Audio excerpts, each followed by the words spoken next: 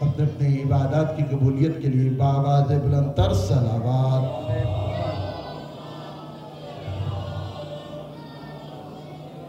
جتنے مومنین مریض ہیں ان کی جلد شفا یابی کے لیے بھی بآواز بلند تر صلوات۔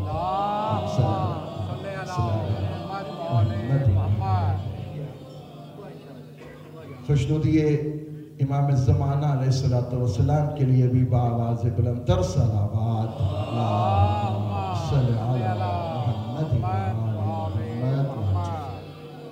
خوشنودی حضرت فاطمہ الزہراء سلام اللہ علیہا بآواز بلند تر صلوات۔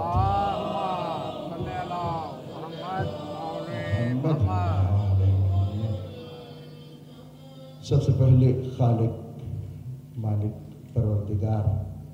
جو کریم ہے، جو رحیم ہے، غفار الذنوب ہے، ہم سب کا پالنے والا ہے اور ہمارے پردے رکھنے والا ہے، اس کا شکر ادا کرتے ہیں کہ جتنا کہ اس کی ذات لائق شکر ہے۔ یقیناً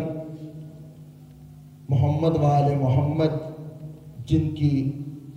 خلقت اسی لیے اللہ نے کی کہ اللہ کی معرفت ہو جائے، اللہ بھی ان پر درود بھیج رہا ہے، اس کے فرشتے بھی درود بھیج رہے ہیں، اور تمام مومنین کو بھی اللہ حکم دے رہا ہے کہ تم بھی ان پر درود بھیجو بآواز بلند تر صلوات۔ صلی اللہ محمد و آل محمد و خالق کائنات نے اس دنیا میں ہمیں گنتی کے چند دنوں کے لیے بھیجا ہے، اور اس دنیا میں بھیجنے کا مقصد بھی اس نے ہمیں بتایا ہے کہ ما خلقت الجن والانس الا لیعبدون، کہ میں نے جن و انس کو سوائے عبادت کے کسی اور چیز کے لیے خلق نہیں کیا ہے۔ تو مقصد زندگی جو ہے وہ اللہ کی عبادت ہے۔ اللہ یہ دیکھنا چاہتا ہے میں نے جو تجھے اتنی نعمتیں دی ہیں، میں نے جو تجھے اتنے کمال عطا کیے ہیں، میں نے تجھے اتنی سرداریاں دی ہیں، میں نے تمہیں اتنی شہنشاہیت دی ہے، تجھے اتنا کچھ نوازا ہے، میں دیکھنا چاہتا ہوں تو میرا کتنا بنتا ہے۔ ہر ایک سانس کے ساتھ اگر ہم اس کی نعمات کا شکریہ ادا کریں تو زندگی ختم ہو جائے گی، نعمات گننا ان کی گنتی ختم نہیں ہوگی، اور شکریہ بھی کم ہم ادا کریں گے، حق کے شکر ادا نہیں کر سکتے۔ یقیناً اللہ تعالیٰ نے ساتھ ساتھ امتحان بھی لیے ہیں، یہ امتحانات بھی اللہ تعالیٰ نے اس لیے رکھے تاکہ تھوڑی تھوڑی آزمائش ہوتی رہے، تاکہ وہ پرکھتا رہے کہ تاکہ تو اللہ سے غافل نہ ہو جائے۔ انسان جب مصیبت میں آتا ہے تو اللہ کے در پہ ہو جاتا ہے، انسان جب مریض ہوتا ہے تو اللہ کے در پہ ہو جاتا ہے، انسان کسی قرضے میں ڈوب جاتا ہے یا کسی جو ہے سردار آقا مولا یا باس کی طرف سے کوئی تھریٹ ہو، کوئی سختی ہو، استاد کی طرف سے کوئی سختی ہو یا اس کا خوف ہو تو پھر اللہ تعالیٰ کے قریب ہو جاتا ہے۔ یہ ساری چیزیں جو ہیں اللہ کے قریب ہونے کا ذریعہ۔ ہم لوگ گھبراتے ہیں، لیکن امام فرماتے ہیں کہ اگر 40 دن تک کسی مومن کے اوپر کوئی مشکل نہ آئے وہ دوبارہ سے کلمہ پڑھ لے، یعنی یہ مشکل سے مراد بیماری ہے، مشکل کے مراد بچہ بیمار ہو گیا، مشکل کے مراد جو ہے قرض لینا پڑ گیا، مشکل کے سے مراد جو ہے وہ آپ کی بیوی بیمار ہو گئی، کوئی اور مسئلہ ہو سکتا ہے۔ صلوات علی محمد وآل محمد۔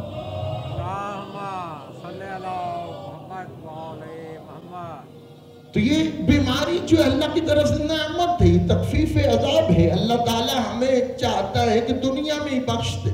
یہ چھوٹے موٹے گناہ اللہ تعالیٰ اس دنیا میں ہمارے جو ہے وہ معاف کر دیتا ہے، اور جب دنیا سے مومن جاتا ہے تو پاک صاف ہو کے گناہوں سے جو ہے اللہ کے سامنے سرخرو ہو کے پیش ہوتا ہے۔ عزیزان گرامی، اللہ تعالیٰ نے اسی آزمائش کے لیے انسانوں کے لیے ایک فطرتی عمل رکھا جو انسان کے لیے ضروری ہے۔ اللہ تعالیٰ نے 1,24,000 انبیاء بھیجے، شریعتیں مختلف آتی رہیں، لیکن اللہ تعالیٰ نے شریعتوں کو تو بدلا ہے لیکن جو تقاضۂ فطرت انسانی تھا اس کو تبدیل نہیں کیا۔ اللہ تعالیٰ نے اسی لیے قرآن کریم میں ہم سب مسلمانوں کو، مومنوں کو مخاطب کر کے ارشاد فرمایا، یا ایھا الذین آمنوا کتب علیکم الصیام، کہ میں نے تم پہ روزے فرض کر دیے ہیں۔ اور اللہ تعالیٰ کتنا کریم پروردگار ہے، جانتا ہے کہ یہ میرے جتنے بندے ہیں ان کی طبیعت پہ سخت ہوگا، کبھی سردی کے ہوں گے تو کبھی گرمی کے بھی آ جائیں گے، کبھی مشقت کے ساتھ روزے رکھنے پڑیں گے، کبھی اور زیادہ ان کو مشقت جھیلنی پڑے گی۔ اللہ تعالیٰ نے انتہائی نرم لہجے کے اندر، پیار بھرے لہجے کے اندر، جیسا ایک شفیق باپ جو ہے اپنے بچے پہ کوئی مشکل دیکھے اس کو تسلیاں تشفیاں دیتا ہے، اس سے بھی زیادہ ملائم لہجے میں اللہ کہتا ہے کتب علیکم الصیام، میں نے تمہارے لیے روزے لکھ دیے ہیں۔ پریشان نہیں ہونا، گھبرانا نہیں ہے، یہ تم اکیلوں پہ واجب نہیں ہے، کما کتب من قبلکم، اور تم سے پہلے لوگوں پہ بھی یہ فرض تھے، انہوں نے بھی رکھے، ان کے لیے بھی اچھے رہے، اور میں نے دیکھا کہ وہ انہوں نے ان سے استفادہ کیا ہے، اور تم بھی پریشان نہ ہونا، تم بھی روزے رکھو لعلکم تتقون۔ ساتھ میں اللہ تعالیٰ نے ایک فارمولہ بھی دے دیا کہ دیکھو تاکہ تم جو ہے ان روزوں کو رکھ کے متقی بن جاؤ۔ کیا تقاضا کیا ہے؟ دیکھیں فطرت انسانی وہی نہیں ہے، پہلی امتوں پہ بھی روزے واجب تھے،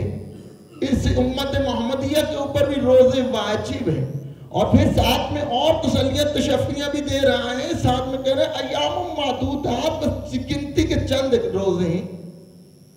گنتی کے چند روزے دن تم نے روزے رکھنے ہیں، سارا سال تمہیں زحمت نہیں دینی، ہاں یہ بھی تمہارے لیے بھلا ہے۔ سورہ مبارکہ البقرہ آیت نمبر 186، 83، 84، 50، 86، 87 کا جا کے مطالعہ کیجئے اور اس کا صرف ترجمہ پڑھ کے دیکھیے کہ اللہ تعالیٰ نے یہ جو ہمارے اوپر تکلیف واجب کی ہے کہ طلوع فجر سے لے کے اتم الصیام الی اللیل، رات تک جو یہ تم نے اللہ کے حکم سے کچھ کھانا پینا نہیں ہے، کتنی فضیلت ہے۔ اور انداز بیان دیکھ لیجئے تو انسان جو ہے مائل ہو جاتا ہے کہ ٹھیک ہے اللہ تو جو کہہ رہے ہیں ہمارے لیے خیر ہے تو ہم پھر رکھتے۔ جی کتنے دن ہیں؟ گنتی کے 30 دن، تاکہ متقی بن جائیں۔ اب یہاں پہ ہمارے لیے فارمولہ ایک اور بھی ہے کہ کیسے پتہ چلے گا کہ ہم جو 30 دن جو ہے مسلسل روزے رکھتے آئے اور پتہ نہ چلے کہ قبول بھی ہوئے ہیں کہ نہیں، ٹھیک بھی رہے کہ نہیں پتہ چل سکتا۔ کیوں؟ اللہ تعالیٰ نے نہیں کہا کہ تم متقی بن جاؤ گے، اللہ تعالیٰ نے کہا شاہد کہ تم متقی بن جاؤ، لعلکم، شاید ہے، ہاں یقین نہیں ہے، ہاں کیوں؟ ہمارے اعمال ایسے ہیں،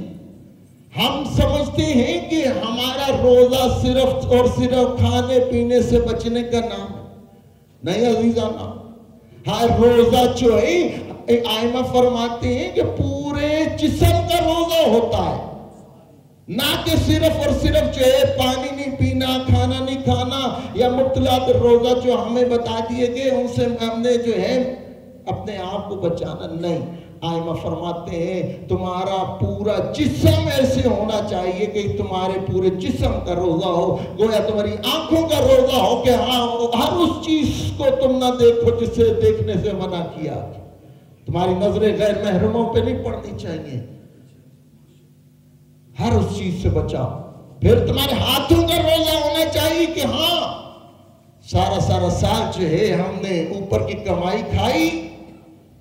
ابھی احتیاط، کسی کا حق غصب کیا، احتیاط، ہم نے کسی یتیم کا مال کھایا، احتیاط،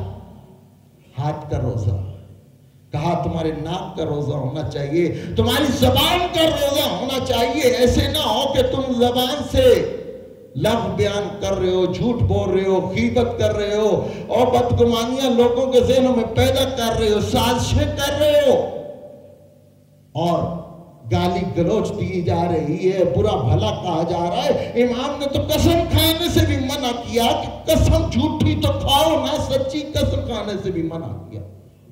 ایک خاتون اپنی کنیز کو گالیاں دے رہی تھی، رسول اللہ نے کہا جاؤ اس کو کھانا دو، جا کے کھانا دیا، کہا یا رسول اللہ میرا تو روزہ ہے، کہ تیرا کیسا روزہ؟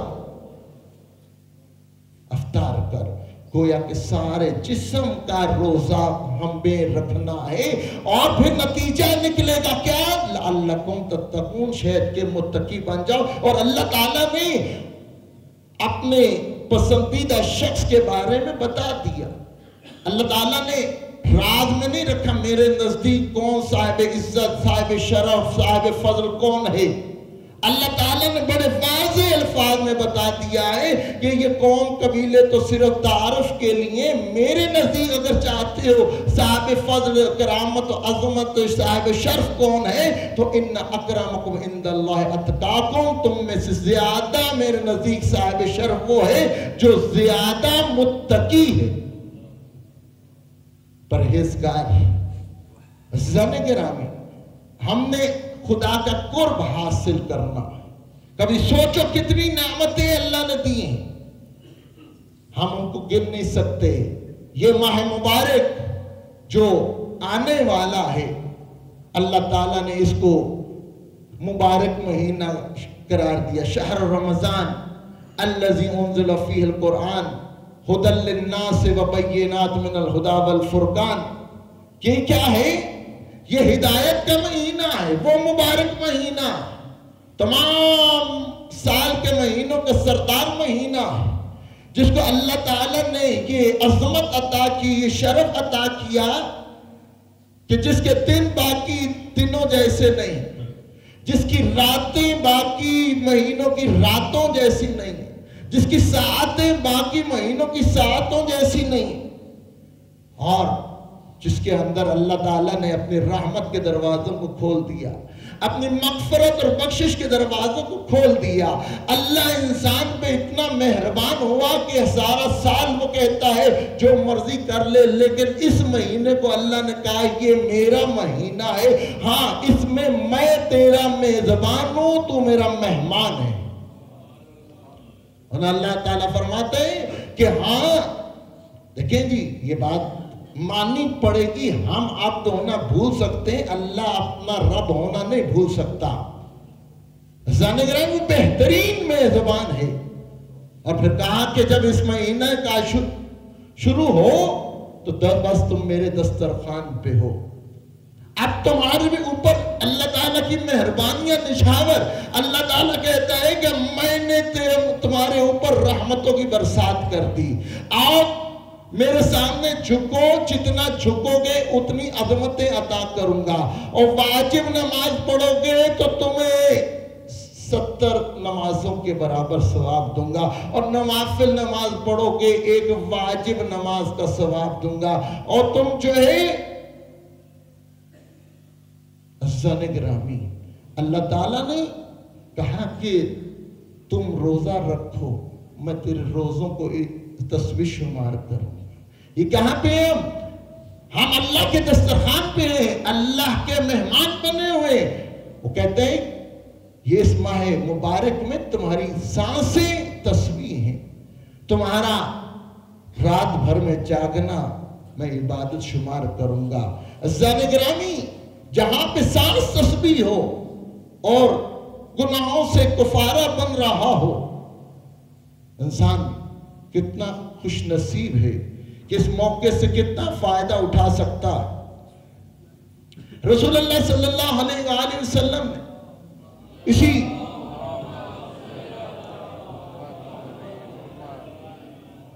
ماہ مبارک سے پہلے والے جمعے میں ایک خطبہ ارشاد فرمایا تھا، خطبہ شعبانیہ کے نام سے مشہور ہے۔ میں دعوت مطالعہ دوں گا آپ سب کو کہ اپنے اپنے موبائلوں سے ذرا جا کے ذرا سرچ کیجئے گا خطبہ شعبانیہ، اس کے اندر رسول اللہ صلی اللہ علیہ وآلہ وسلم نے ماہ مبارک کو کیسے گزارا جائے اور حقیقت میں ایک روزے دار کو کیسا ہونا چاہیے اس کے بارے میں متوجہ کیا۔ رسول اللہ فرماتے ہیں کہ یہ وہ مہینہ ہے کہ اللہ تعالیٰ کا جو دشمن ہے، جو شیطان ہے، اللہ تعالیٰ نے اس کے اندر اس کو جکڑ دیا۔ انسان کو سب سے زیادہ خطرہ کس پہ ہے؟ شیطان سے، جس نے قسم کھا رکھی ہے کہ میں تمہیں کبھی صراط مستقیم پہ نہیں رہنے دوں گا، پھٹکاؤں گا، وسوسے پیدا کروں گا، تمہیں صراط مستقیم سے ہٹا دوں گا۔ عزیزان گرامی، یہاں پہ اللہ تعالیٰ نے شیطان کو قید کر دیا، اپنی آسمانوں کے رحمت کے دروازوں کو کھول دیا۔ یہاں سوال آتا ہے کہ جب شیطان قید ہو گیا ہے تو پھر یہ ہم جو گناہ کرتے ہیں، یہ گناہ کیسے؟ ہاں، مجھ سے سوال کیا گیا، آغا صاحب سوشل میڈیا پہ ہم جو موبائل جو دیکھتے ہیں اور طرح طرح کی تصویریں اور طرح طرح کے ریل دیکھنے پڑتی ہیں، اس طرح کر کے نامحرموں پہ نگاہ جاتی ہے اور ہم دیکھتے رہتے ہیں اور گانے اور یہ چیزیں چلتی رہتی ہیں، بتائیں حالت روزہ میں؟ دیکھیں، عرض کیا کہ فارمولہ ہمارے سامنے ہے۔ اللہ تعالیٰ نے ہمیں کتنے سپیڈ بریکر دیے؟ سپیڈ بریکر جانتی؟ ہاں، وہ سڑکوں کے اوپر بنے ہوتے ہیں تاکہ سپیڈ کو کم کر دیا جائے، محتاط ہونے کے لیے۔ ہاں، تو اللہ تعالیٰ نے ہمیں ہمارے ہی جسم میں اتنے سپیڈ بریکر دے دی، آنکھیں دے دی، گناہ کرنے لگو، دیکھنے لگو، آنکھیں بند کر لو، حرام کھانے لگو تو ہونٹ بند کر لو، ہونٹ رہ جائے تو دانتوں کے شکنجے سے رک جاؤ، اور پھر آگے پھر سپیڈ بریکر دے دیا، زبان ہے، روک لو اس کو، لقمہ حرام نہ جانے پائے۔ اور پھر ہاتھوں کی ہتھیلی کا آپ کا شکنجہ جو ہے وہ دیا، یہ بھی سپیڈ بریکر، اپنا ہاتھ پیچھے کر لو، بند کر لو۔ پاؤں کی جو پاؤں کا پنجہ آپ کو دیا، یہ بھی سپیڈ بریکر ہے۔ اللہ تعالیٰ نے ہمیں بچنے کے لیے تو اتنا کچھ عطا کیا، ہاں، اور پھر اگر ہم اس کے باوجود بھی یہ کام کر رہے ہیں تو پھر وہ ہمارا اندر والا جو شیطان ہے، جو سارا سال ہمارے اندر بستا ہے، ہم اس کے حکم پہ تابع ہوتے ہیں اور ہمیں پتہ ہی نہیں چل رہا ہوتا کہ ہم وہ گناہ کر رہے ہوتے ہیں۔ یہ ہمارے اندر کا شیطان ہے، اللہ نے تو کہا کہ میں نے جکڑ دیا۔ اور روزہ، یہ صوم، یہ ماہ رمضان، مطلب کیا؟ مطلب یہ ہے کہ ہاں، جو رمضان لفظ ہے، رمضان سے ہے، یعنی موسم گرما کی دھوپ کی شدت۔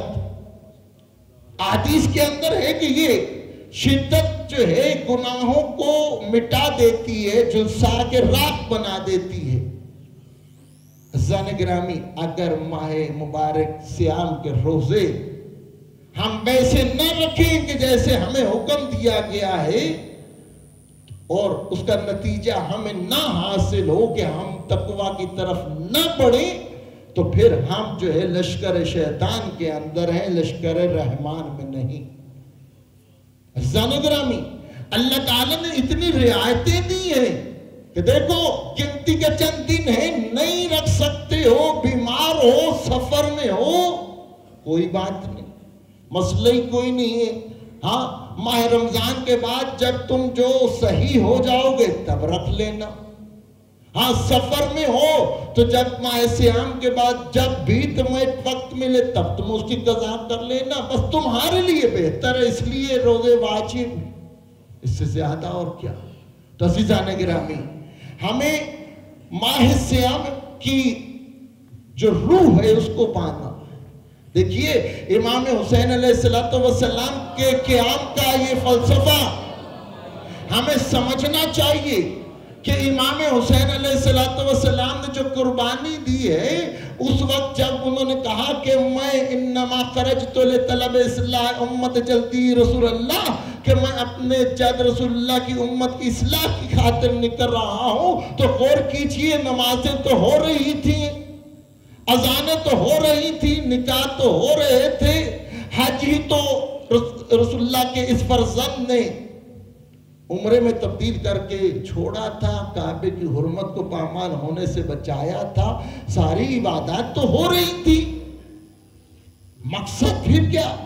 سوال پیدا ہوتا ہے کہ ساری عبادات ہو رہی ہیں، سب کچھ ہو رہا ہے، لیکن پھر بھی کہا کہ نہیں اصلاح کے لیے نکل رہا ہوں، تو پتہ چلا کہ یہاں پہ اصلاح سے مراد یہ ہے کہ نمازیں، روزے، حج، زکوٰۃ اور اس طرح کر کے لا الہ الا اللہ محمد رسول اللہ سب کچھ باقی ہے، اور نکاح جیسی اچھی اچھی رسوم باقی ہیں، لیکن روح ختم ہو چکی۔ ہم نمازیں پڑھتے ہیں، ہماری نماز جو ہے یہ ایک نشے کی عبادت ہے، ہم نماز نہ پڑھیں ہاتھ پاؤں ہمارے جو ہے وہ بے چین رہتے ہیں کہ جلدی ابھی نماز پڑھنی ہے، ابھی نماز پڑھنی ہے، ابھی نماز پڑھنی ہے۔ ہاں دن سارا گزر جاتا ہے، رات 12 بج جاتے ہیں، نمازیں قضا ہو جاتی ہیں، ہاتھ ملتا رہتا ہے۔ ہاتھ کیوں ملتا ہے جی؟ ضمیر تو ملامت کرتا ہے کہ نماز پڑھنی ہے، لیکن انسان جو ہے شیطان کے اس وسوسے میں بہکاوے میں رہتا ہے اور وقت نکل جاتا ہے۔ عزیزان گرامی، یہ نمازیں یہ سارا سال آپ پڑھتے ہیں، لیکن یہ بہترین موقع ہے ماہ سیام میں کہ اللہ تعالیٰ کا قرب حاصل کیا جائے، زیادہ سے زیادہ نمازوں کو پڑھا جائے۔ ہمیں کہتے ہیں آپ تراویح نہیں پڑھتے، ہم کہتے ہیں تراویح ہمارے یہاں جائز ہی نہیں ہے، لیکن اتنی عبادات دے دی گئی ہیں کہ ہاں ہم لوگ 1000 نماز جو ہے وہ نوافل ماہ سیام میں پڑھتے۔ یہ واہ بتا رہی ہے کہ ایک ہی ہوئی ہے، صلوات پڑھ محمد وآل محمد، باقیوں کو نہیں پتا جی۔ ہاں مشکل سے پنجگانا مشکل سے ہوتی ہیں تو یہ تو عزیزان کرامی، ہاں مفاتی اٹھائیے، اس میں طریقہ لکھا ہوا کہ ہاں روزانہ آپ نے رات کو 10 رکعت نماز نوافل ادا کرنا،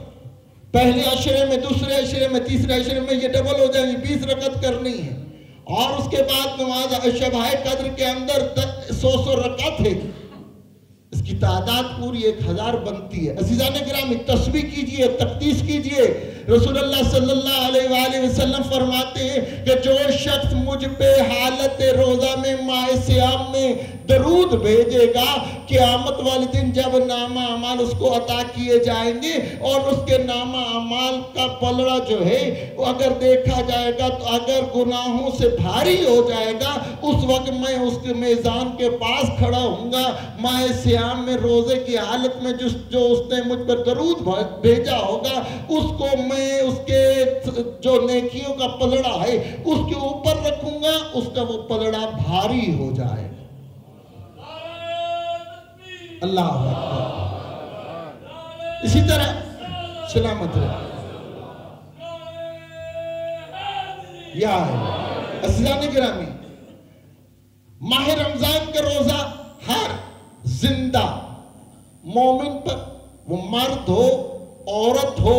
عاقل بالغ کے اوپر واجب ہے۔ اگر اس کو جان بوجھ کے چھوڑ دیا جائے اور کہا جائے کہ ہاں جی میں نہیں رکھتا، بس سبب مجبوری یہاں پہ کون سی ہے جس کی وجہ سے رعایت ہوگی کہ انتہائی بیماری کہ ڈاکٹر نے کہا کہ بھائی تم نہیں رکھو، ٹھیک ہے جی، یا دوسری کہ ہاں شدت پیاس ہے کہ ہاں اگر 10 منٹ کے بعد ایک گھونٹ نہیں پیوں گا تو مر جاؤں گا، اور اس کے بعد کہ وہ بزرگ جن کے اندر سکتی نہیں ہے روزے رکھنے کی ان کو چھوٹ ہے، ہاں اسی طرح مسافر کے اوپر چھوٹ ہے، اس طرح کہ وہ خاتون جو حاملہ ہے پیٹ سے اور اس کے پیٹ میں بچہ ہے اگر روزہ رکھتی ہے تو اس کے بچے کو یا اس کو ضرر ہوتا ہے، اس کو چھوٹ ہے۔ اس خاتون کو جو دودھ پلاتی ہے بچوں کو اور دودھ کم ہونے کا خدشہ ہے، اس صورت کے اندر روزہ چھوڑا جا سکتا ہے۔ اس کے باوجود اگر کوئی جان بوجھ کے ماہ سیام کا ایک روزہ چھوڑ دیتا ہے تو اس کو ایک روزے کے بدلے 2 مہینے لگاتار یا روزے رکھنے پڑیں گے، 60 مساکینوں کو کھانا کھلانا پڑے گا، یا ایک غلام آزاد کرنا پڑے گا۔ یہ کس کے بدلے میں ہے؟ ایک روزہ جس نے جان بوجھ کے چھوڑا جی چھوڑو جی کل میں نے روزہ نہیں رکھنا، یہ ایک روزے کا کفارہ ہے عزیزان گرامی۔ اور اگر یہ گمان کرو چلو کوئی نہیں کفارہ بھی دے لیں گے اور روزہ بھی بعد میں قضا کر لیں گے، تو جان لیجئے گا کہ ائمہ سے منقول ہے کہ ماہ سیام کا ایک روزہ جس نے قضا کر لیا، باقی سال میں جن دنوں میں روزہ رکھنا جائز ہے سارا سال بھی روزہ رکھے کہ اس کو وہ اجر مل جائے، وہ اجر اسے حاصل نہیں ہو سکے گا۔ کیوں؟ اللہ نے کہا کہ یہ روزہ میرے لیے ہے اور میں ہی اس کا اجر دوں گا، میرے تمام فرشتے جو ہیں اس روزے کے اجر کو گننے کے قابل نہیں۔